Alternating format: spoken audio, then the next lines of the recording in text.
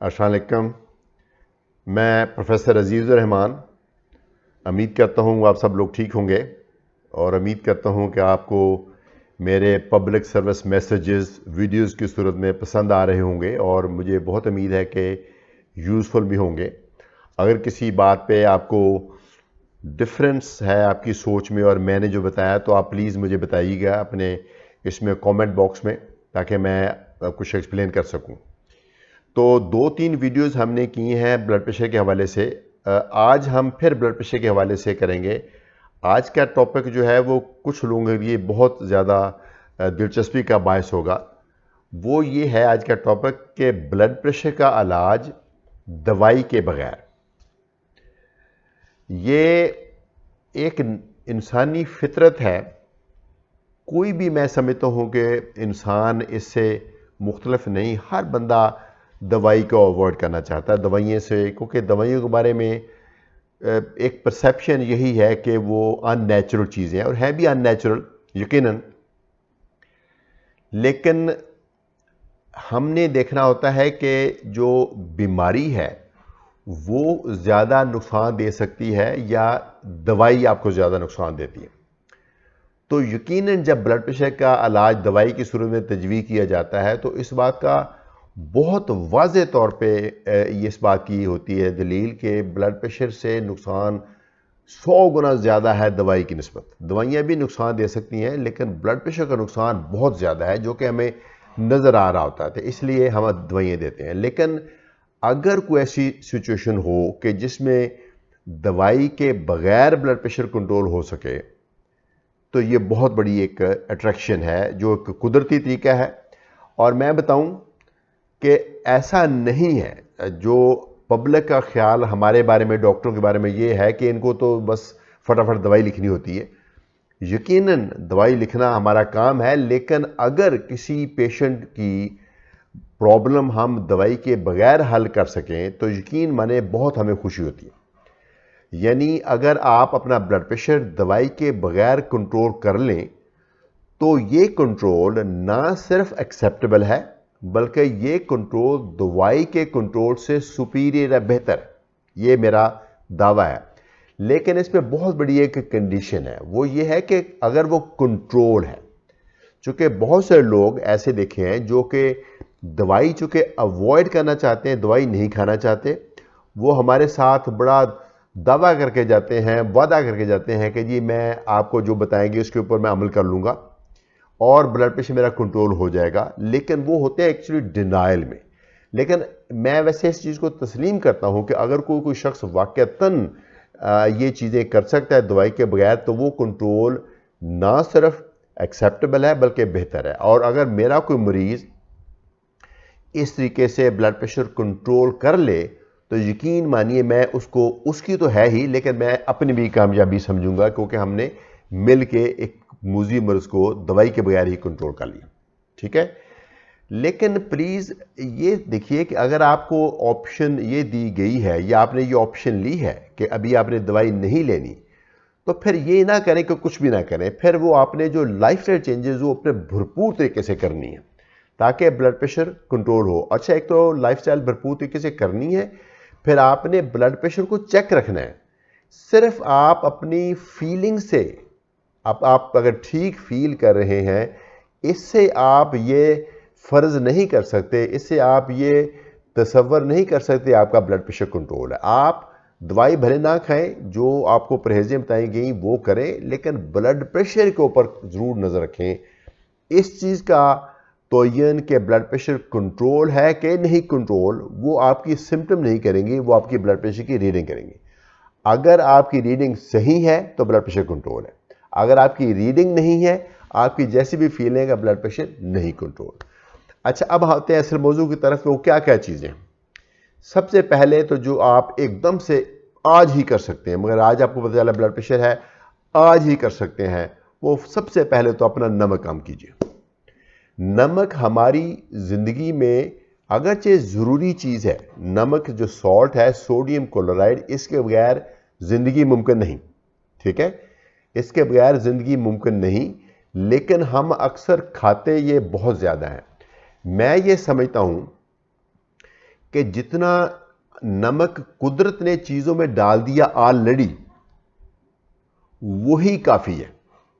मसलन अगर हम बिल्कुल फीका खाएं, मसलन सब्जी भी बॉयल करके या स्टीम करके खाएं, गोश्त भी बॉयल करके या स्टीम करके या ग्रिल करके खाएं जिसमें नमक ना डालें। मुझे नहीं पता इसमें ग्रिल का क्या प्रोसीजर होता है। बहरहाल ये सारी चीज़ें बेशक वो नबाताती हैं या हैवानाती हैं, अगर हम जिस तरीके से कुदरत ने पैदा की हैं अगर हम उसी तरीके से खाएं तो उसके अंदर काफ़ी उतना सॉल्ट है जितना कि हमारे जिस्म को चाहिए।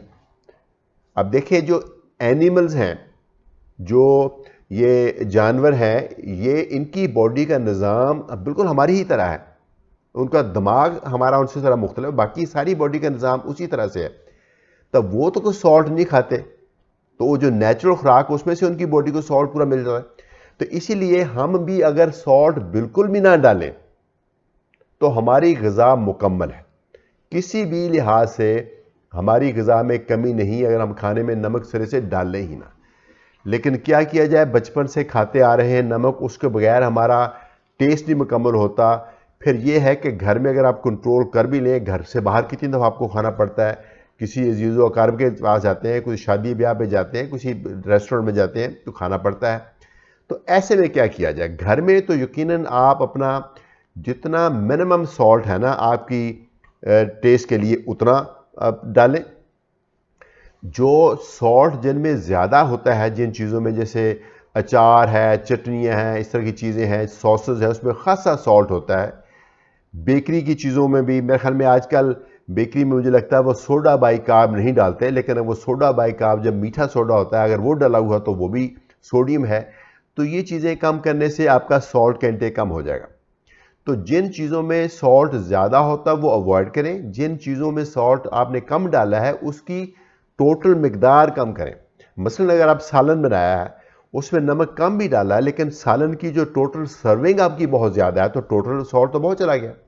तो इसी सिलसिले में मैं एक टिप दे रहा हूँ कि अगर आप बाहर से कहीं खाना खाते हैं, किसी रेस्टोरेंट से, शादी से खाते हैं, तो उस खाने में सॉल्ट कितना डालना था ये तो आपके इख्तियार में नहीं था, लेकिन वो खाना आप अपने पेट में कितना डालना ये यकीनन आपके इख्तियार में है। तो वहाँ अपने सॉल्ट को कंट्रोल कीजिए, टोटल फूड सर्विंग को कम कीजिए ताकि सॉल्ट कम जाए। तो खाने में सबसे जो इम्पोर्टेंट सिंगल फैक्टर है वो तो सॉल्ट है।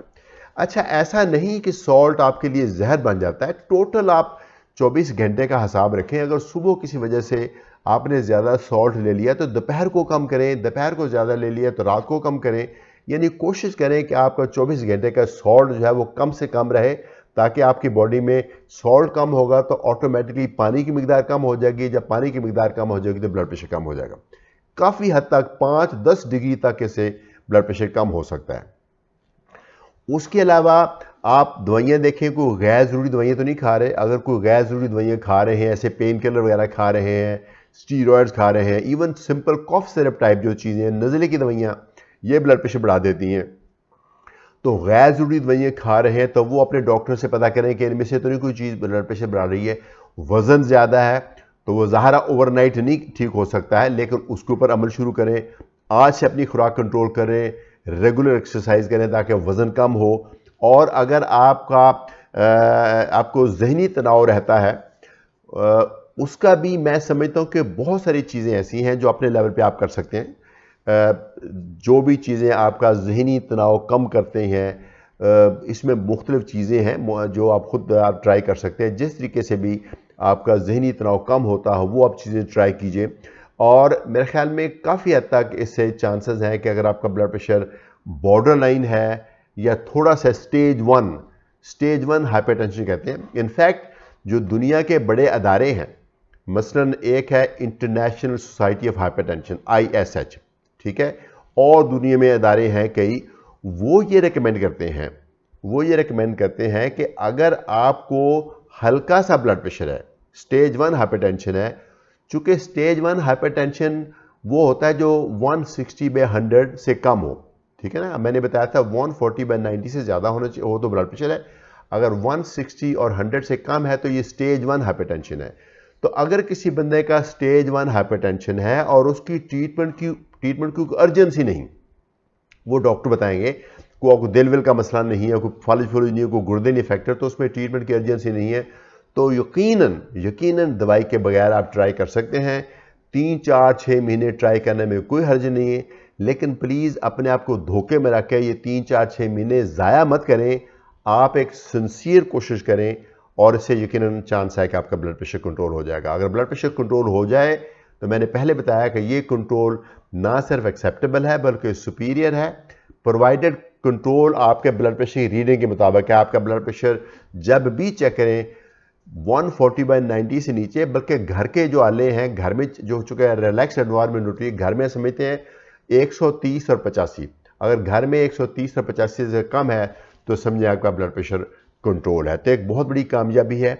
ज़्यादा चांसेस ये हैं कि जिन लोगों ने इस तरीके से ब्लड प्रेशर कंट्रोल कर लिया है उनको भी जाके लेटर ऑन दवाई की ज़रूरत पड़ेगी।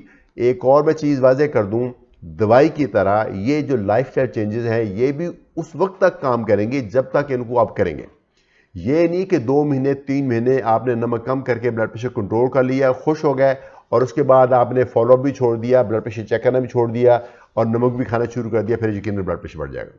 तो ये है लाइफस्टाइल चेंजेस। इन चीज़ों की अहमियत उस सूरत में भी रहती है अगर आपको दवाई मिले। तो दवाई का अपना असर है, वो मैं अगली वीडियो में कवर करूंगा। लेकिन लाइफस्टाइल चेंजेस जो है ये एक समझिए कि फाउंडेशन है ब्लड प्रेशर के ट्रीटमेंट की। फाउंडेशन ये तर्ज ज़िंदगी में तब्दीली है। अगर आपका हल्का फुल्का ब्लड प्रेशर है इसी से कंट्रोल हो जाएगा, अगर ज़्यादा है तो शायद दवाई की भी ज़रूरत पड़े, लेकिन कुछ ना करें ज़रूर, चूँकि ब्लड प्रेशर एक मूज़ी मर्ज़ है, किसी भी वक्त आपको बड़ी उलझन में डाल सकता है। मुझे उम्मीद है कि आपको ये पब्लिक सर्विस मैसेज पसंद आया होगा। प्लीज़ अपनी ओपिनियन से आगाह कीजिएगा और अगली वीडियो का इंतज़ार कीजिए। इंशाल्लाह एक और यूज़फुल वीडियो के साथ अनकरीब मैं हाज़िर हूँगा, वो भी ब्लड प्रेशर के हवाले से ही होगी। बहुत शुक्रिया। प्रोफेसर अजीज़ुर रहमान फ्राम मेडिस्टैंड। अपनी बीमारी को समझिए।